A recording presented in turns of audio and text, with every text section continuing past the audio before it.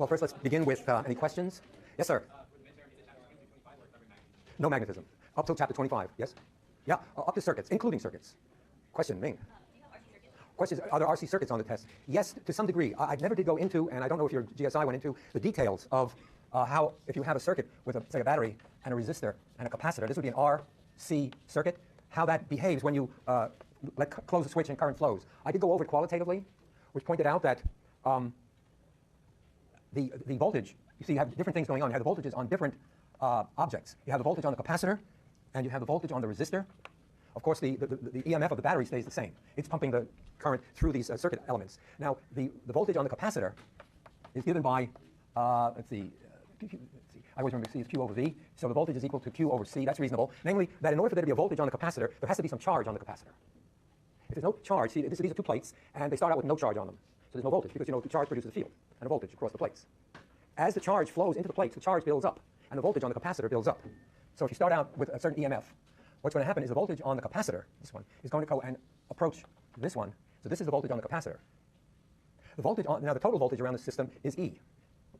So let me maybe, I'll keep changing it. This would be the voltage on the capacitor. And the total voltage is the EMF of the battery.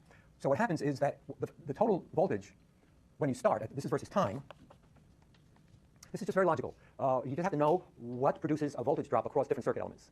What produces voltage on a capacitor is charge on the capacitor plates, like that. What produces voltage drops on a resistor is current flowing through it. So what happens is that at first, current flows onto the capacitor, but at first it has no charge on it, so the voltage is originally 0, and eventually the charge builds up and the voltage goes to here. In the meantime, the current flows through the resistor, so the resistor does something like this. And the sum of this plus this is the total EMF, is the voltage across the resistor plus the voltage across the capacitor. Because this is the so-called Kirchhoff law. Or you can write it this way, E minus VR minus VC is 0. That's the Kirchhoff circuit law. So what you have is, at first, current flows in order to charge up this capacitor. So that gives you a voltage on the resistor equals to the current times the resistance. But over long times, this is two separate plates separated by a gap. That's an open circuit. No steady current can flow through that. It's an open circuit. It's like you broke the wire. So the current must stop eventually. And that's what happens here. The current goes down. And the voltage across the resistor goes down because the current is going down. And the current flows here, charges up this battery, this capacitor, and eventually what you get is that all the voltage is across the capacitor, and it completely cancels the voltage here. So you have no potential difference, you have no current flowing through the resistor. That's about all I want you to know. Now the book will go into detail and say, well, just how fast does that happen? And so this is what we call a time constant involved here, which tells you, well, give me a ballpark estimate of how long does it take, tau, and it turns out that it's RC, to get roughly 2/3 of the way changed. So that's the part I don't want you to worry about, is the details of that. But I do want you to know that this is the general behavior of a capacitor, and it's very similar to the demo I made. I remember we had a very big capacitor. We turned on like 1,000, 2,000 volts. Everything slowly built up. Why? Because the capacitance was gigantic. And so the time constant for that to charge was minutes, actually. We were just waiting, right? I was singing to you and everything while that was charging. So it depends on how big the capacitor is, which makes sense. The current is going across, and the voltage on the capacitor depends on how much charge is there. So as the charge slowly or quickly builds up. So you get an idea. The time constant could be short. If R or C are small, then the time could be quick. But that's the general idea. What I'd like you to know is that a capacitor has a voltage on it because there's a charge on it. It takes time for the charge to go on. But an estimate of the time is order of RC. Or if I tell you that the charge goes on in a millisecond, well, then the charge goes on in a millisecond. I mean, I might tell you that. And you just have to believe me that I said that I know what RC is. So that's the basic idea. It's not qualitative. Because we could write down fancy formulas, for example, for the voltage on the capacitor. You see, it's going to go, the voltage on the capacitor could be, eventually it's going to go up to the limiting value of epsilon. But you see it goes up as kind of an exponential e to the minus t over RC, something like that. So, all right, some of you might not like to see such a thing. You know, that's a e to the something, you know, maybe unfamiliar to you. But the basic idea is that the voltage builds up on a capacitor in a characteristic time. You know, I'll touch on this again because we're going to see that there's another element. See, this depends, a voltage on a capacitor depends on the charge on the capacitor. We're going to see that if you have a spool of wire, you can get a voltage which doesn't depend on the charge, but depends on the rate of change of the current, so-called inductance, which we touch on in this chapter. So I'll go over this little story again in a qualitative way, because we will end up with 3 different elements. We're going to have your R, your C, and then we're going to have another element which we call L, inductance. And those are the 3 circuit elements that are used in electronics. And I'll review that again. But again, we will have just qualitative features. I don't want to pester you with equations like that. If you need to know it, you can learn it, but I don't think that we'll use it much in this course. Yes, ma'am? Yes, you should know about capacitors. The question is series and parallel connections of capacitors. Yes, that you could know, sure. Because you may get combinations of capacitors and so on. Yes, you should know that. That's easy. Say it again louder. Please, don't be afraid. Okay, did you have a question? Okay, anybody? Yes? So since the battery is essentially like charging the capacitor, on the other side of the capacitor, is there no current flowing back to the battery? Oh, that's a very good question. The question being, when the battery is charging the capacitor, is there anything coming back the other side? Yes, indeed there is. Let's look at the physics of that. Namely, here I have plus charges, and and on the other end of the battery is basically minus charges, and the reason they go around is because the pluses want to go to the minuses, say. So the pluses start running, and they end up on this thing they can't get across.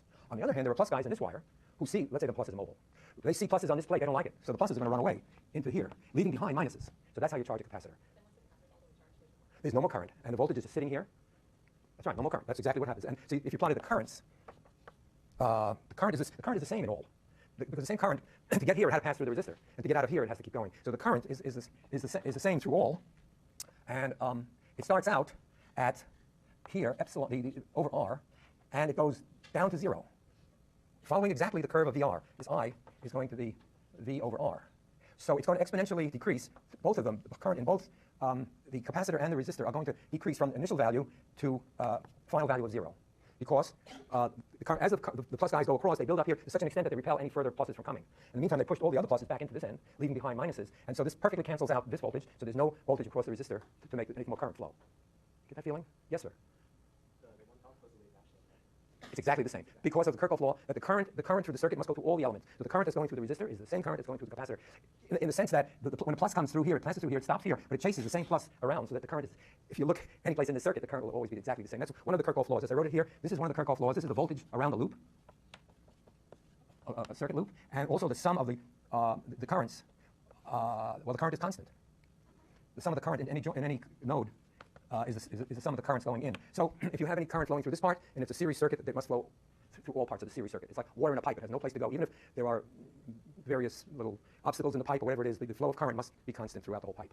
Those are good questions. Thank you. Yes, your thought. Where are the plus charges coming from is the question? Oh, yeah, we're assuming that the plus charges are mobile.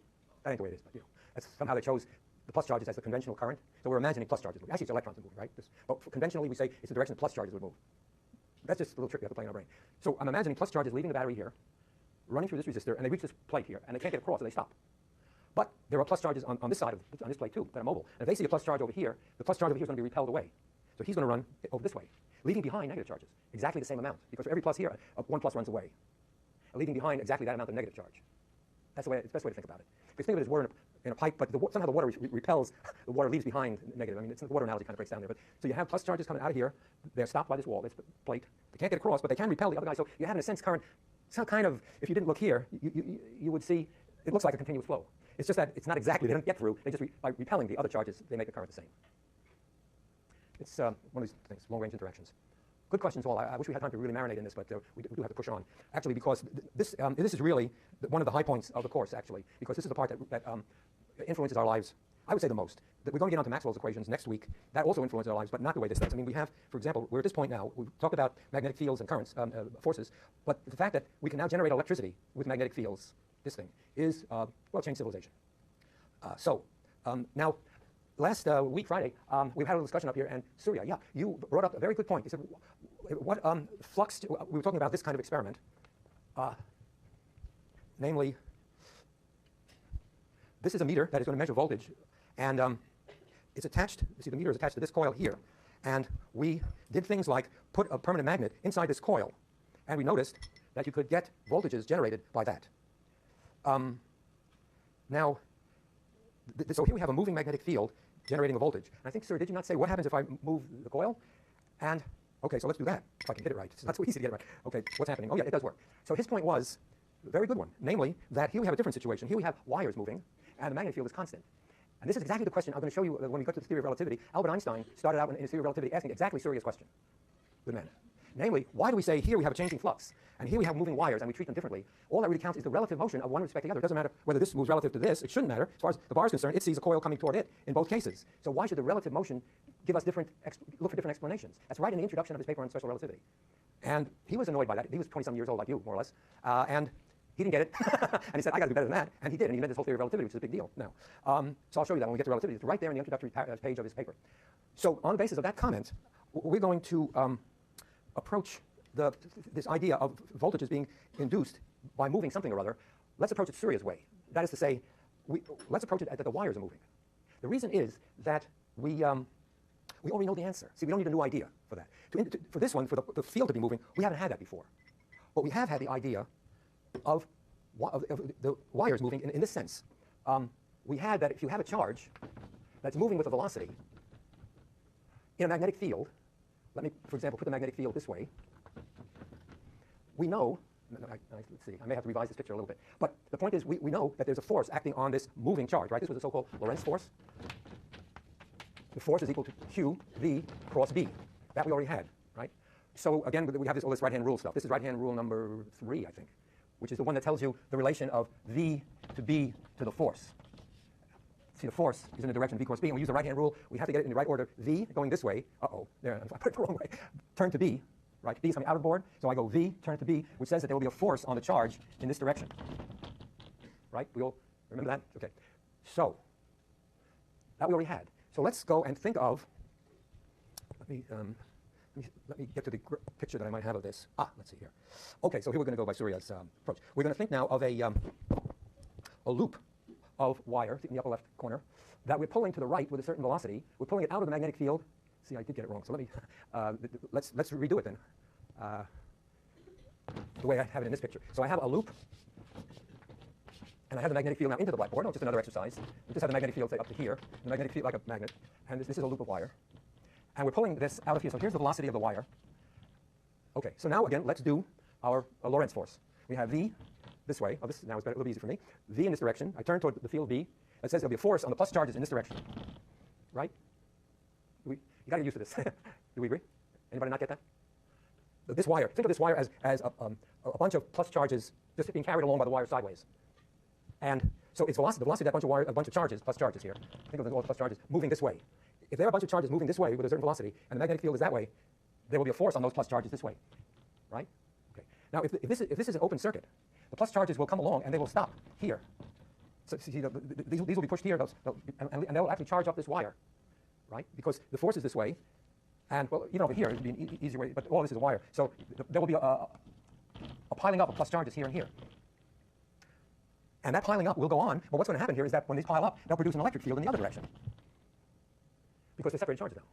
And that'll continue, as I keep pulling, that will continue until enough charge moves across to stop the current flow. In other words, when the current stops, when I equals 0 in that wire, that means that the force on those charges is 0. The force is then equal to QV cross B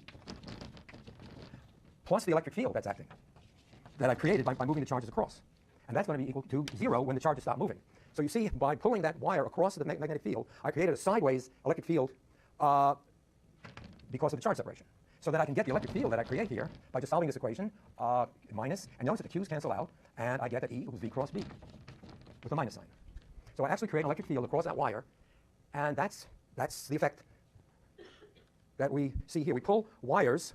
Here's the case in point. Should turn it on so you can see what's happening. So here's let's see.